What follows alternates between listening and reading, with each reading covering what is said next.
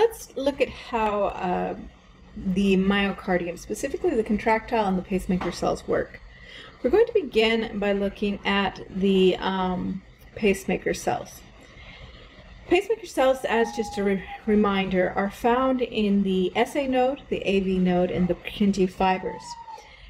These cells can generate their own action potential with or without stimuli from the parasympathetic or sympathetic nervous system.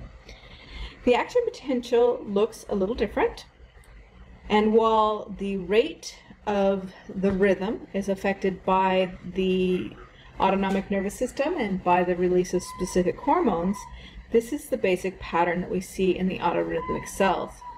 Some things to point out, and this particular one is one that we would likely see in, say, for example, the SA node. On the y-axis, we can see that the membrane potential of the cell begins at -60. Now, this is not actually a resting membrane potential. Where at a resting membrane potential, we would expect to have a baseline which would represent homeostasis. But in autorhythmic cells, the membrane potential is unstable. And by that, I mean it's not going to stay steady, like so. Instead, what it does is it climbs upward, an upward drift, or a depolarizing drift. And this upward drift is what we call our pacemaker potential. Now, the pacemaker potential can be steep or shallow, or something in between. And it's the steepness or the shallowness of the pacemaker, of the drift, I should say, that determines the rate of that particular rhythm generated by the autorhythmic cell. For example, in the steep upward drift, we would expect the depolarization to lead to an action potential sooner than we would expect it with the drift that is found in the middle here, which, as you can see, gives us this particular action potential here, versus the drift that we would see if we had a very shallow drift, where you can see the action potential would not begin until substantially later. We don't actually have a timeline there, but just a relative time that we can compare these two. In addition to the steepness of the pacemaker potential, I want you to note that the peak of the action potential is at +20 as opposed to +30, and actually it's just a little bit below +20, as you can see. We have our depolarizing phase, just like we would with a normal action potential, so we'll kind of color that in yellow. This is my depolarizing phase. And we have our repolarizing phase, which I'm going to color in a lighter medium blue here.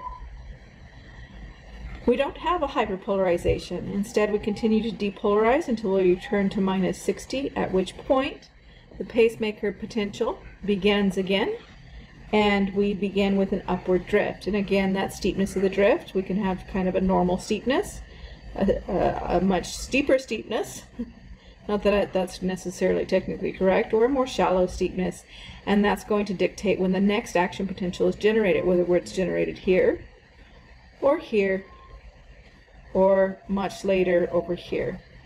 And that determines how many action potentials we can fit in a specific timeline. If we're looking at beats per minute, that would be determined by this, by the action potentials and how frequently those action potentials are generated.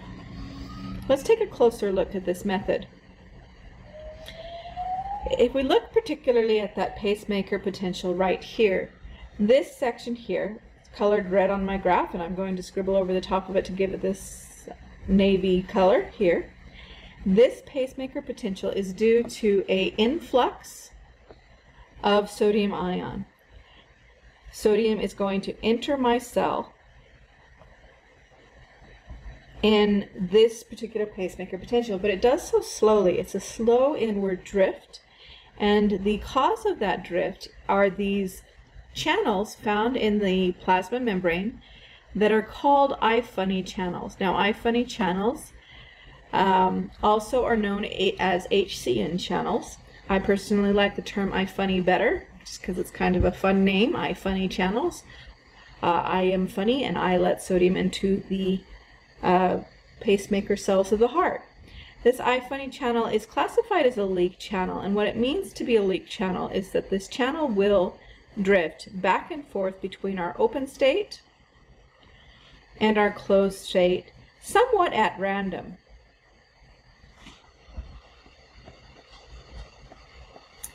Now, there are a number of things that determine the rate of this drift, how often it transitions from open to closed and back.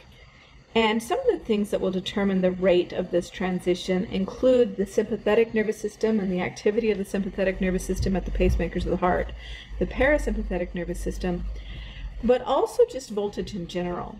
We'll see as we move back to this action potential that the channels are most likely to drift open in the region of the cell that we see from approximately here to here. This is where we're most likely to drift open and closed.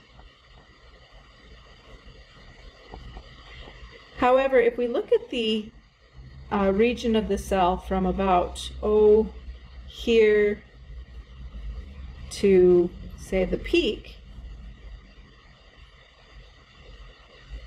of the action potential, in this particular area, the leak channel is most likely to be closed. That doesn't mean it doesn't occasionally open, but it's more likely to be closed. So while it is a leak channel, there's a influence, or voltage can influence how leaky that channel is. When the channel is open, of course, sodium enters the cell. When the channel is closed, it of course cannot. And so we get this slow upward drift. That drift changes if we have, for example, parasympathetic influence. The parasympathetic nervous system will cause that leak to be a little bit slower versus the sympathetic nervous system causing it to be a little bit faster. Now, once we reach what is known as the threshold voltage, and in the pacemaker cells of the heart, that threshold voltage is approximately minus 40 millivolts. Now, I have seen at least one textbook that listed minus 35 as the voltage that is threshold. Regardless, minus 35 versus minus 40, it's approximately in that range there. Once we reach threshold, what we're actually looking at is the threshold voltage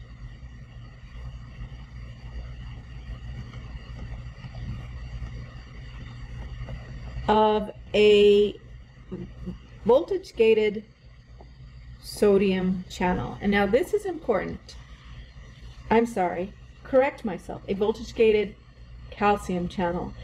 The important thing is to remember that it is a calcium channel, not a sodium channel. In all of the other action potentials that we have seen thus far, in the neuron and in the skeletal muscle, the rising phase of the action potential has been due to the opening of a voltage-gated sodium channel.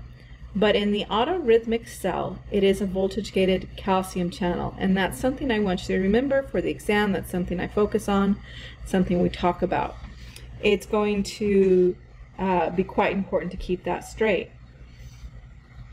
Now, for the falling phase of the action potential, now here at the peak, the voltage-gated sodium, or see, even I mess it up sometimes because I'm so used to saying voltage-gated sodium channels, but this is not a sodium channel. The voltage-gated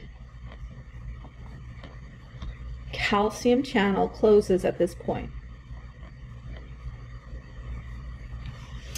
Now, once this calcium channel is closed, we have the opening of a voltage-gated potassium channel.